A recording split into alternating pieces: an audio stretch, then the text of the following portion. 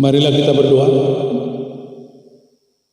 Damai sejahtera yang melampaui segala akal kiranya memelihara hati dan pikiran Bapak Ibu Saudara sekalian di dalam Kristus Yesus Tuhan kita. Amin.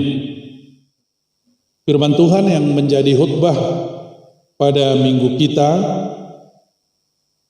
hari ini tertulis dalam Lukas 6 ayat 39 sampai dengan ayat 42 dengan tema cintailah pendidikan. Yesus mengatakan pula suatu perumpamaan kepada mereka, dapatkah orang buta menuntun orang buta? Bukankah keduanya akan jatuh ke dalam lubang? Seorang murid tidak lebih daripada gurunya. Tetapi barang siapa yang telah tamat pelajarannya akan sama dengan gurunya. Mengapakah engkau melihat selumbar di dalam mata saudaramu, sedangkan balok di dalam matamu sendiri tidak engkau ketahui?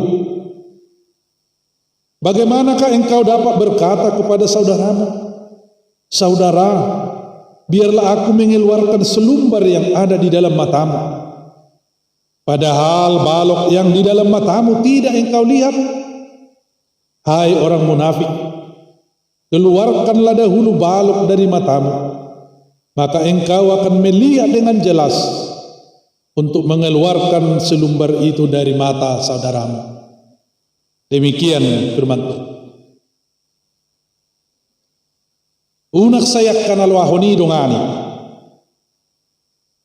Kalimat ini sering disampaikan oleh orang tua kepada anak-anaknya. Ayahama tutu dapat nibesian nalwaku. Daholan ajar loa bo dapat nibesian. Molo ni dongana nak kena ringgas, totu gabe ringgas tu iba. Molo ni dongana na losok, laus do iba gabe losok. Apalagi molo mardongan iba do tak kasih budak kata.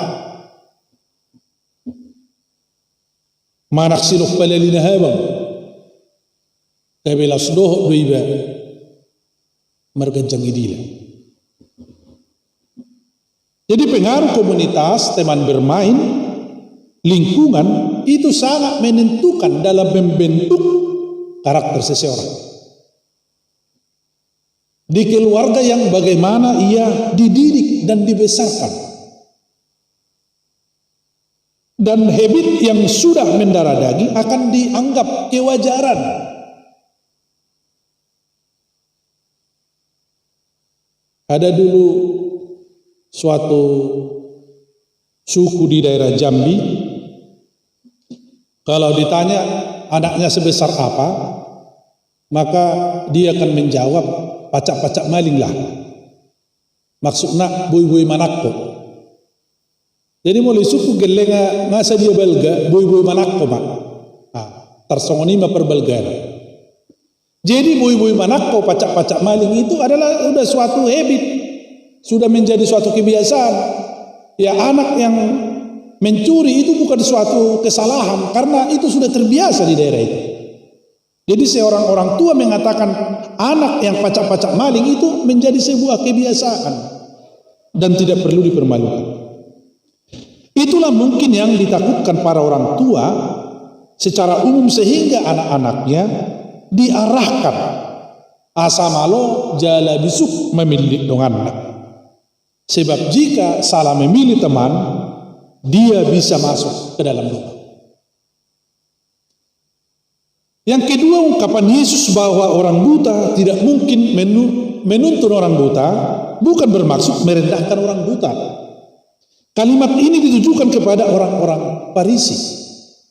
Mereka dianggap kelompok orang buta sebab mereka menganggap dirinya benar, panutan, padahal hidup dan tindakan mereka sering menyesatkan.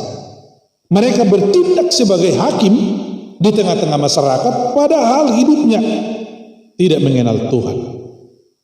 Yesus dalam perikop ini memperkenalkan dirinya sebagai guru yang layak diteladani. guru yang layak diikuti. Dia bukan guru yang buta. Ucapan dan tindakannya selaras. Jadi orang yang mengikutinya tidak mungkin terjerumus ke dalam dosa. Yesus juga memperingatkan murid-muridnya dan orang-orang Yahudi pada zaman itu agar tidak menempatkan diri sendiri sebagai hakim bagi yang lain.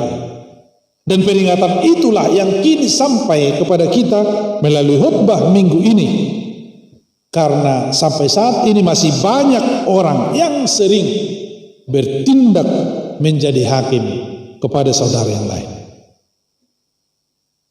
Bapak Ibu Saudara sekalian, orang bijak berkata, untuk mengubah orang lain harus lebih dahulu dimulai dengan mengubah diri sendiri. Jadi jangan berkata, biarlah aku mengeluarkan selumbar yang ada di dalam matamu. Ini yang dicela oleh Yesus. Orang lain tidak akan berubah hanya dengan menunjuk-nunjuk selumbar yang ada di dalam matanya. Yang harus kita lakukan adalah memulai, membuang, mengangkat, mengeluarkan selumbar yang ada di mata sendiri. Mengeluarkan balok dari mata sendiri. Ada sebuah istilah anak muda sekarang yang biasa kita dengar dengan istilah kepo. Jadi kepo ini artinya suka mengurusi orang. Suka mengotak-atik urusan orang lain. Jadi orang kepo selalu sibuk melihat kesalahan orang lain tetapi tidak punya waktu untuk melihat kesalahan diri sendiri. Daftar kesalahan orang lain bisa dijelaskan secara teratur, secara terperinci, secara sistematis. Tetapi kesalahan sendiri bisa tertutup dengan rapi. Orang kepo suka mengurusi orang lain, urusan sendiri nggak kelar-kelar. Bangga menunjuk-nunjuk kesalahan orang, kesalahan sendiri bukan pura-pura tidak tahu, pura-pura tidak ingat. Mengubah orang lain dia ingin, tapi mengubah diri sendiri dia tidak mampu. Bapak Ibu Saudara sekalian yang dikasihi Tuhan Yesus, disinilah benang merah antara apa yang disampaikan Salomo di dalam epistel dengan khotbah kita pada minggu ini. Orang yang hanya melihat selumbar di mata orang lain tetapi tidak melihat balok di mata sendiri dikategorikan pada orang bodoh. Salomo mengatakan merekalah orang bodoh. Orang bodoh itu ingin mengeluarkan selumbar yang ada di mata saudaranya, padahal balok di mata sendiri dibiarkan. Sering tanpa kita sadari sikap seperti ini menguasai diri kita. Mengkritik nama loan apa pambaingan dangado hapa marbidoa alai aksi nol. Oleh karena itu kita diingatkan jangan suka kepo, mending kita sibuk melihat diri kita sendiri, insight, introspeksi. Introspeksi, insight adalah hal-hal yang harus kita lakukan untuk memperbaiki diri kita dari dalam.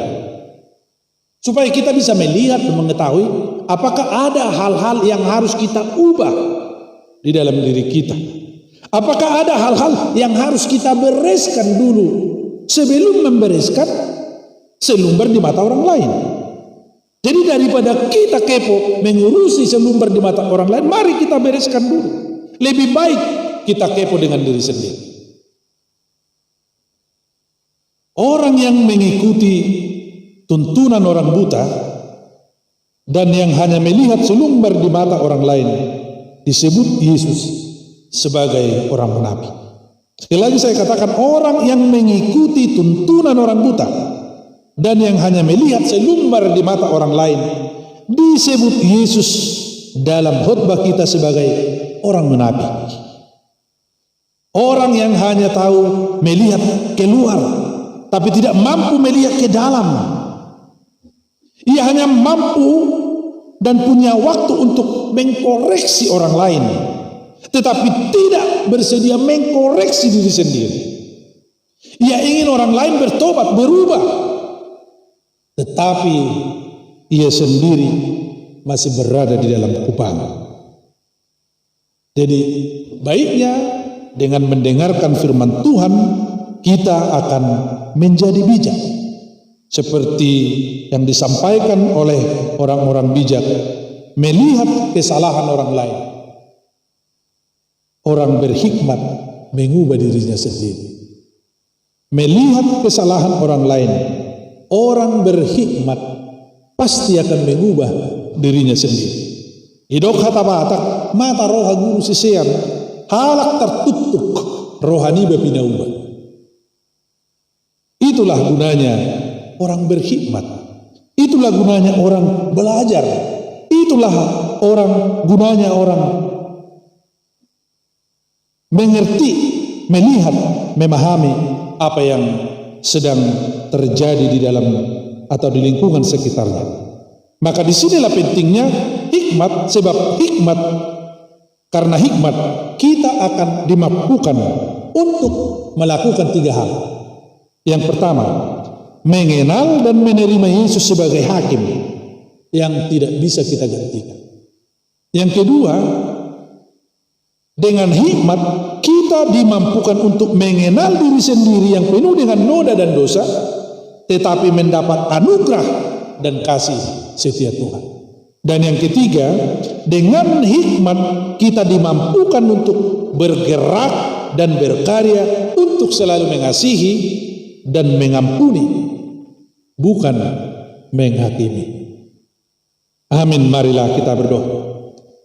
Terima kasih Tuhan, kami panjatkan kehadirat-Mu karena Tuhan mengingatkan kami untuk boleh insight, introspeksi diri.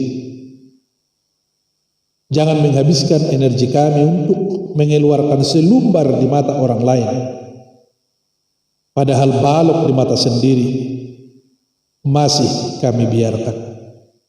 Ajar kami Tuhan untuk semakin mengerti, memperbaiki diri kami dengan memohon pertolongan.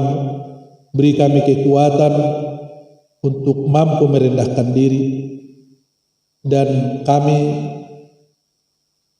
sebagai orang yang Tuhan lepaskan dari cengkeraman dosa dan dunia ini, kami menjadi orang-orang yang layak bersyukur di dalam hidup kami. Terima kasih Tuhan, berkati seluruh jemaat-Mu yang mendengarkan khutbah ini di rumah mereka masing-masing. Biarlah mereka juga mendapatkan sukacita dan kekuatan yang baru untuk memelihara firman-Mu di dalam hati mereka, sehingga kami masing-masing dimampukan untuk bergerak, melihat diri kami sebagai orang-orang yang Tuhan kasihi, yang Tuhan ampuni, sehingga pengampunan itu juga dapat kami berikan kepada saudara-saudara kami yang lain. Terima kasih Tuhan, kami telah berdoa dan mengucap syukur. Amin. Dia mau kemana nami kita selalu nana sari sok martobaon ala papungu pelia bulanan dohita di bagasam mingguon ganuk mahita pasahaton pelia bulan tabe di bagasar roha mauleate tutukatai asa maritesiani boy mardalan dengan uriat tatwa katikinan yang roh.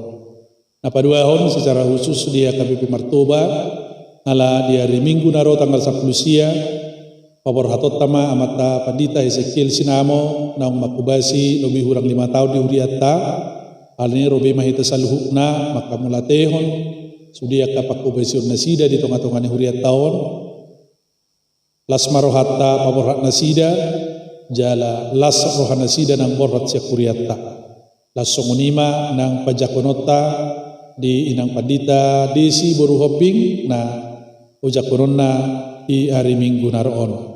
Udah mahita manupahi do makalason ulaw ni mauliate. Shalom, oras.